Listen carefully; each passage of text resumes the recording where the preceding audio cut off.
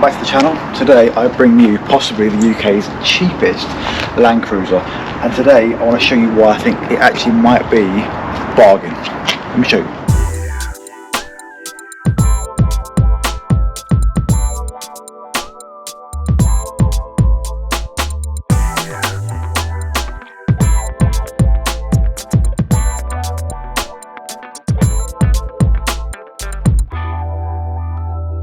So I actually think that when it comes to reliability, Japanese Toyota has probably the best reputation, especially the Land Cruiser.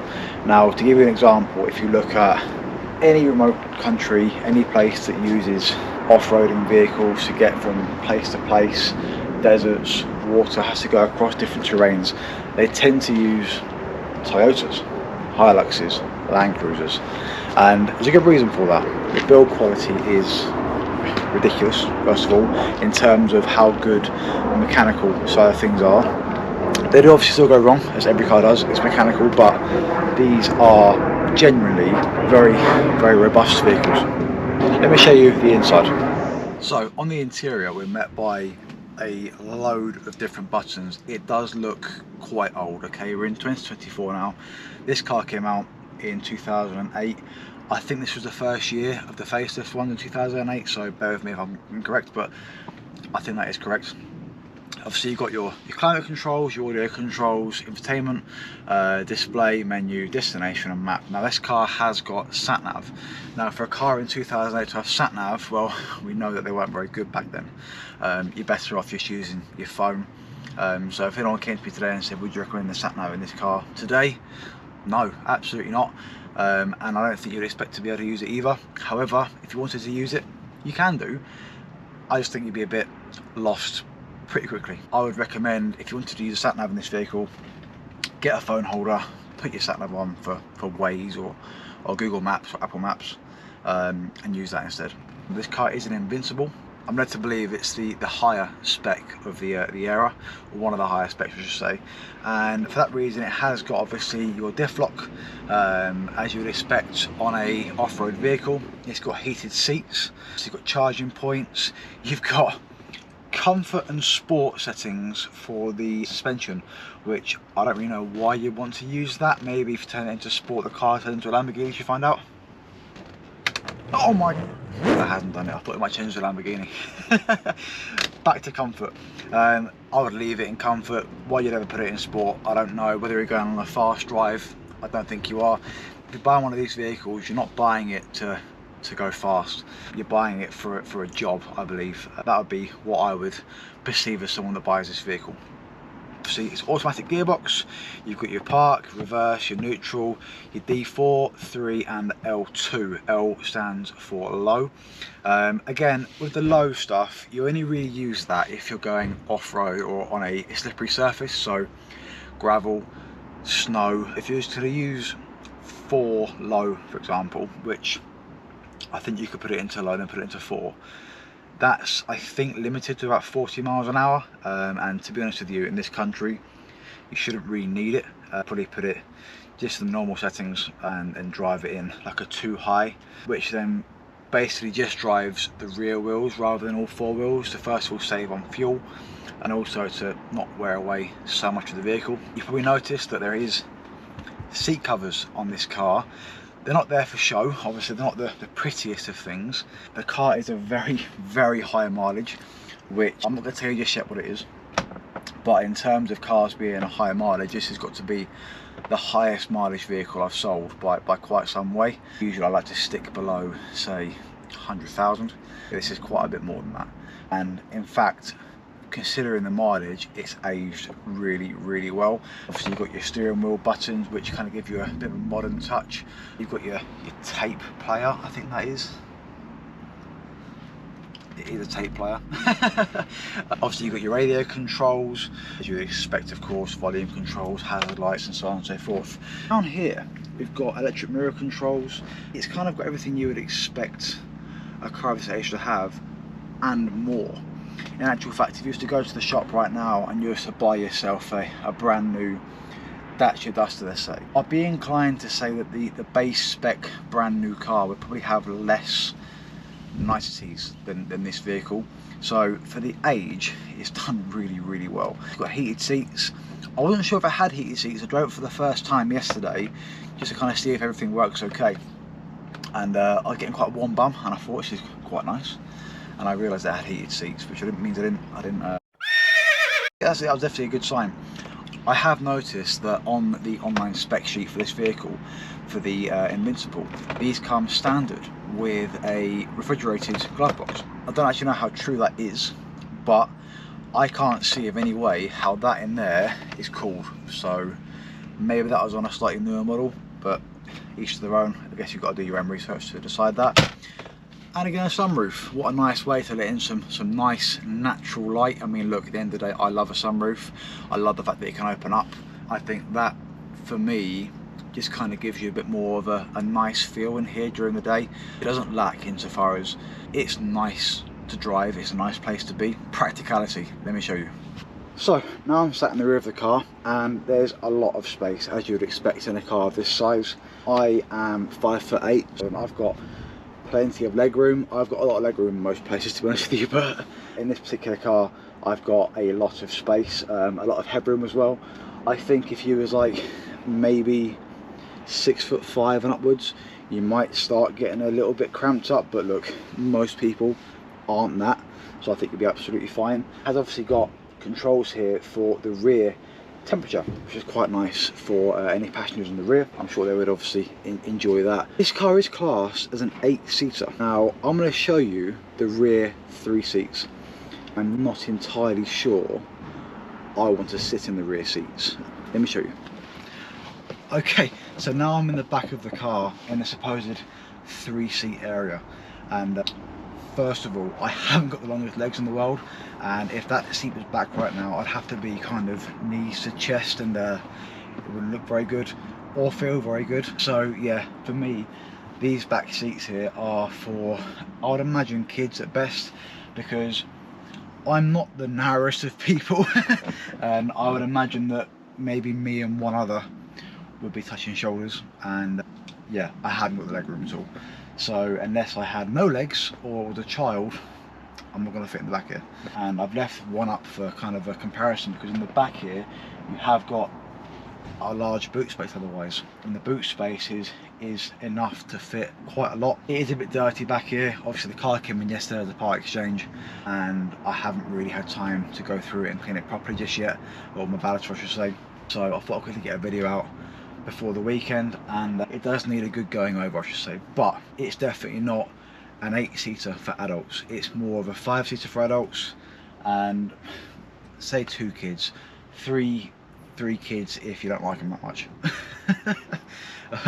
But I'm sure you do, so say it's 7 seats. There's a really good way, if you want to know how old you are, of finding out without having to do some tests online or going doctors, and that is getting in the back of one of these and then getting out of one of these. Let me show you that as well, so don't laugh at me.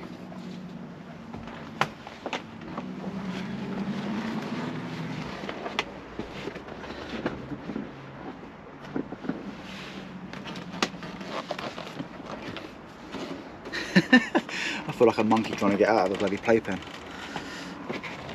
So the boot is pretty easy to work as well. Obviously it's currently got the 2 seats down, not up.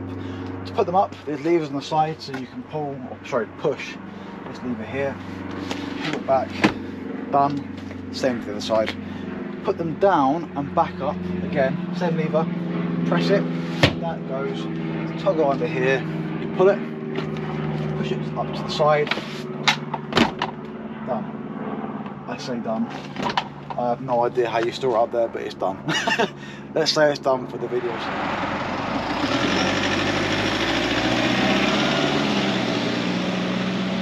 Let me just silence the group chat before we go for a drive, because otherwise it's going to annoy me, and my mates don't have jobs. They do, they just spend all the time on the phone. So bear with me. Okay, so we're now in the car, ready to go for a drive. I thought I'd switch it on and yeah, take you around the block and kind of give you my thoughts on how the car feels, how it feels at normal speeds, how it feels at higher speeds, and yeah, give you some feedback on what the previous owner spent in the vehicle as well, so stay tuned.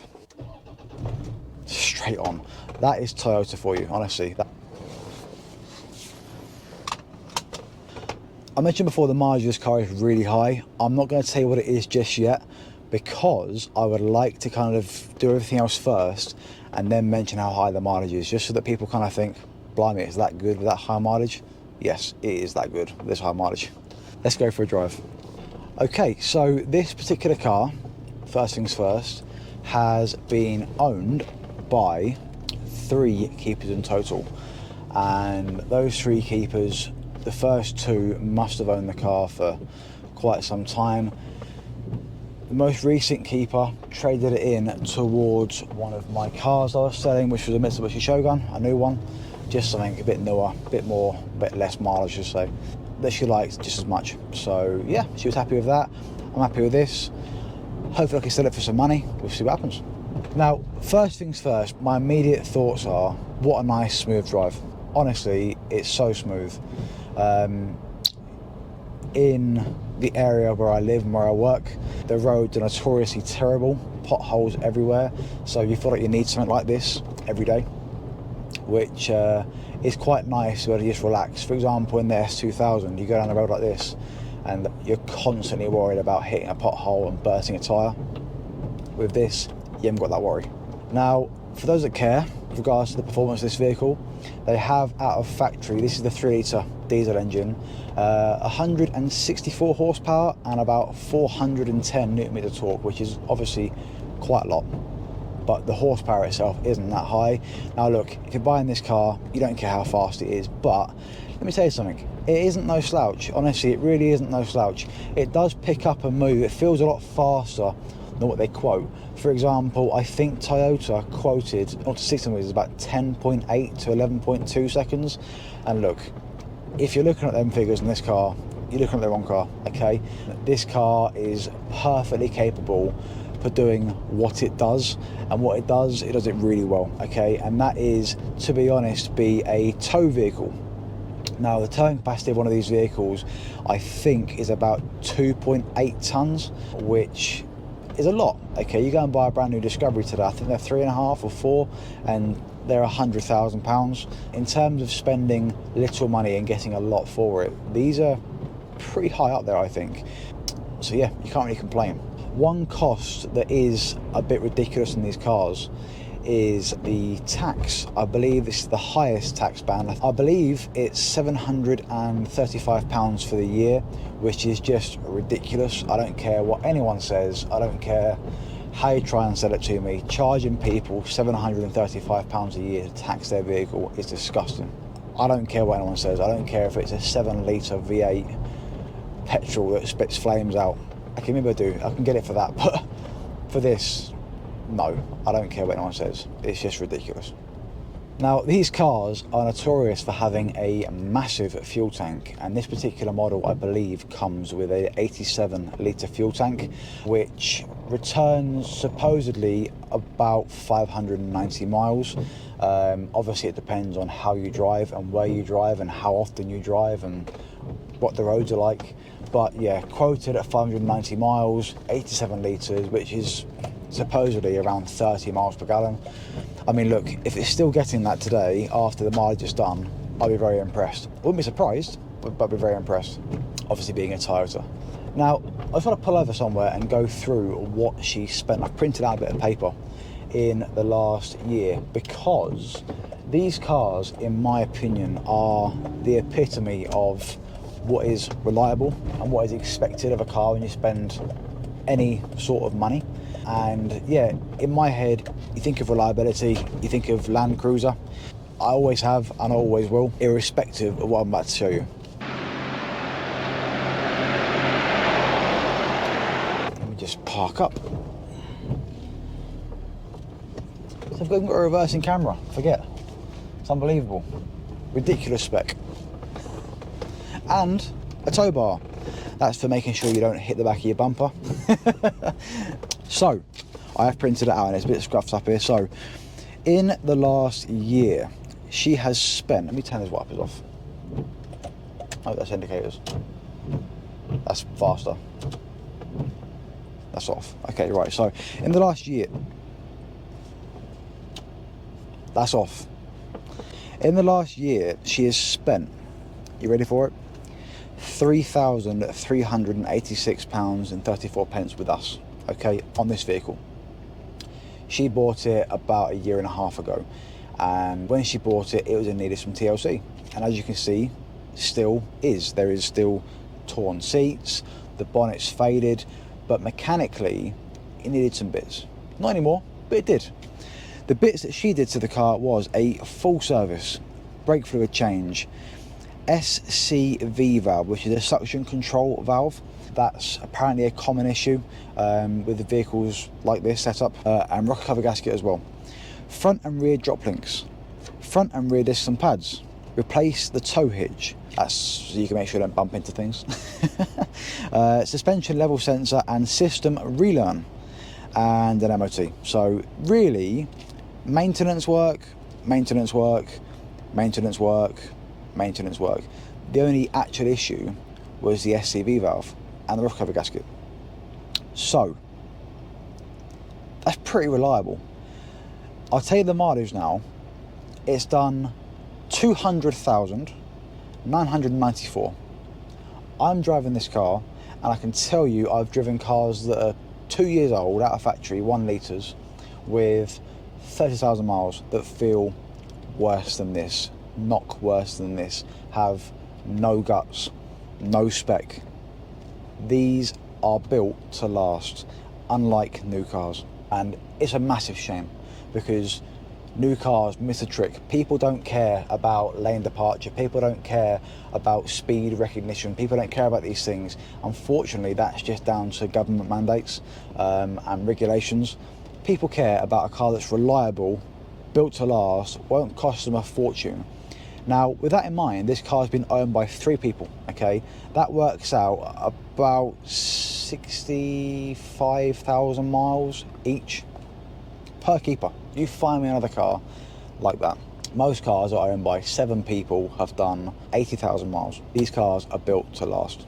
Now, I want to obviously show you as well, before you buy a car, it's very, very important to do a vehicle check. Now, hopefully the garage you buy it from can provide you a check. We do it through Auto Trader, it's like an Experian check. I have in the past done Car Vertical. They're very, very good, very in-depth checks as well, but they're very expensive. So I personally do Experian. It's part of my package, and I can show you now the report on this particular vehicle. Okay, so here, Toyota Land Cruiser 3 litre D4D Invincible SUV 5.0 diesel automatic. 201 brake horsepower apparently, so I must have been wrong a second ago, so I do apologise. Anyway, so 3 owners, run a vehicle check. All checks passed. Don't know if you can see that, hopefully you can. See, all checks passed. This checks for view full report. So, not recorded as stolen, not recorded as scrapped, not recorded as a write-off, no outstanding finance, no third-party interest, no mileage discrepancies, not imported, not exported, no recorded colour changes, no outstanding finance, no recorded plate changes, and an MOT expiry date of November next year. So this, on paper, is also a very good buy, not just because of what it is. On paper, it's a good buy. Now, in terms of value for the car, if I was to go on Auto Trader and find the next equivalent one of these, so I'm going to go for Toyota Land Cruiser. I'm going to go for 2007, so go both years, 2007 to 2009, so either side. I'm going to go to Toyota Land Cruiser Invincible, that's what it is, and search just to see what there is. The cheapest one is 7850. Okay, 7850. That's done 180,000 miles. Deposit taken, that's actually sold.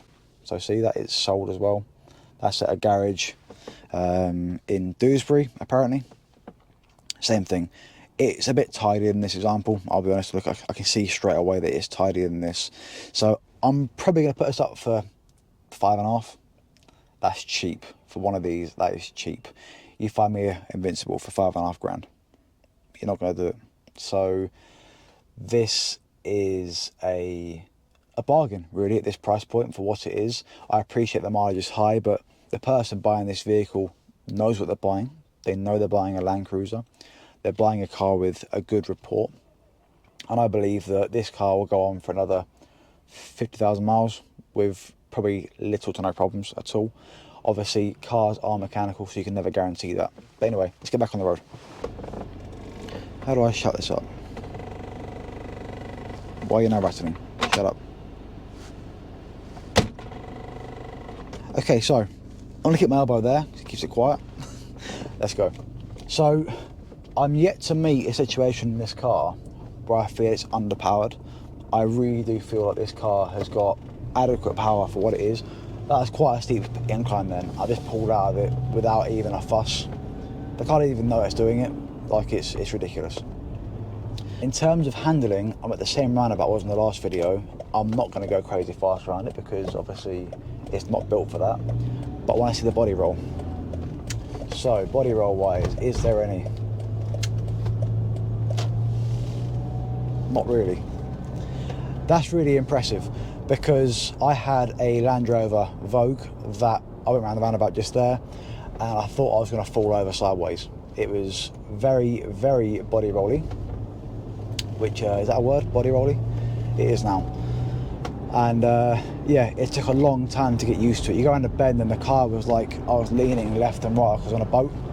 This, very different to that, very planted actually. I was quite impressed just then. I wasn't going fast, I was probably doing 15 mile an hour, 20 mile an hour at most, but that was impressive. I'm now doing 55 miles an hour in a 60 and it's quite enough to have a conversation. It's not incredibly refined. I can hear the cars going past. I'm having to speak a little bit louder, but again, what do you expect? It's got massive tyres on it. It's a pretty square car. There's a lot of wind noise. I'm impressed. I'm really impressed here, and I'm ticking along in 5th gear, I guess, at 1500 RPM, and I'm doing 55 miles an hour. It's probably doing 30 plus to the gallon right now. Very happily, very comfortably. I'm sat here nice and comfortable. I've got a warm bum. This is a good car. I'm very impressed. Very, very impressed. I'm gonna head back to the garage now because, to be honest with you, there isn't much else to talk about in regards to the performance of these things. I'm gonna do a little pull in a second and just see how it picks up, see if there's any unwanted noises. I don't think there is. I've driven it for about half an hour now, and I've been very impressed with how this car is handled and performed. So let's just give it a little bit of acceleration in a second. I'm gonna pull over into a side road and then pull out so I can give it some acceleration. See, in this car, I've got a feeling I want to go across that field there, and that's it. I want to go across the field, forget the roads, I want to go that way. You don't get that in many cars. This car feels like it could do that, no problem at all. Don't pull out on me, you bloody idiot. Land Rover drivers, what are you doing?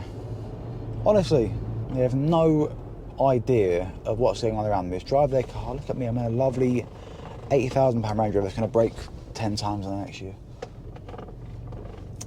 I say that, I still buy them, I'm stupid as well. Anyway, so I'm now sat in a junction, about to pull out onto a road that I think is the 60, but I doubt I'll get there fast enough. Anyway, this is what we can do.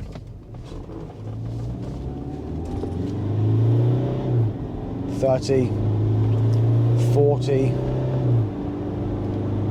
$50. Picks up really well. Picks up really, really well. No funny sound, no lack of power. This is a really good car. I keep saying that, but it really is. I'm really impressed. I've just gone over a pothole that in any other car I avoid avidly. I just saw it, I didn't even realise it was the same one. I've gone over it like I wasn't even there. Unbelievably good. So I'm now going to go into a 30 zone and then into a 20, which is Great Missenden High Street, which is very, very tight. And let's see how it does. I'm sure I'm going to cruise through here and not even think about it. Let's find out if I get a bit cramped up. So slowing down to 20.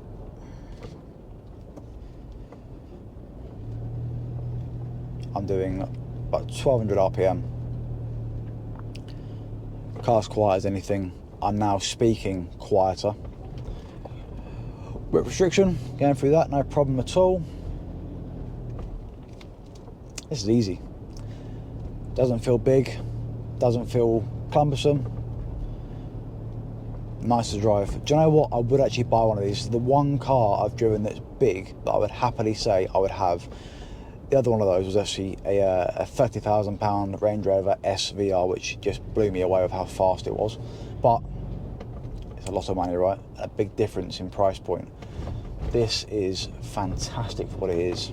So head back to the garage now, and I've driven this car for about, I'd say, half an hour. I'm really impressed with it. It's cruising along. It is cruising the land in the Land Cruiser, and I'm very, very impressed with it. Cannot complain one bit. If you're in the market for one of these, I know they are very few and far between in terms of price. I think it's important to go and get one, go and take it out for a drive, listen for any unwanted noises, any lacks of power, look at the record of history, see what it's had done, make sure it's been serviced. Much as these are very reliable, again, they are mechanical, and mechanical items need servicing, so make sure it's been serviced. Don't just buy it thinking, oh, it's reliable, but it's never been serviced because it doesn't need servicing. Yes, it does. It needs servicing every year, same as every other car. So go and buy one that's been serviced, go and buy one that's been maintained and looked after, like this. Don't let mileage put you off. There is a couple on Auto Trader right now that are 300,000 miles and they're still 5.5 grand. So look, I think that if you're after one of these, you definitely won't be disappointed. You know what you're buying. You know you're buying a very big agricultural, in my opinion, workhorse. And you're not going to get a sports car until I put it in sports. You're not going to get a sports car. You're going to get a car that does its job, can pull a lot of weight and last. Be reliable, not cost you an arm and a leg every time you go to the garage. Yeah, I would definitely buy one of these. If I was in the market for an SUV, I'd buy one of these. Probably over a Land Rover. I do quite like the TD V8s and the V8 petrols. I like a V8. But yeah, in terms of a diesel SUV, that's very nice. Cobra. That is a dream car right there. Anyway, I'm gonna leave it there. So if you like the video, please like, subscribe, drop a comment if you like to as well. If you like this kind of video, this kind of affordable, high mileage drive of a vehicle that most people can attain, let me know. Look, I see a lot of vehicles every day that are everyday cars, Ford Focuses, Fiestas, 3 Series BMW diesel, that kind of thing. If you want to see reviews on those types of cars, let me know, because at the end of the day, I watch videos on YouTube on cars that I like because I like them. If you like that kind of thing, let me know. Someone's got to do it, and I could do it, so let me know. Thank you for watching. Like and subscribe, and I will see you next time. Take care.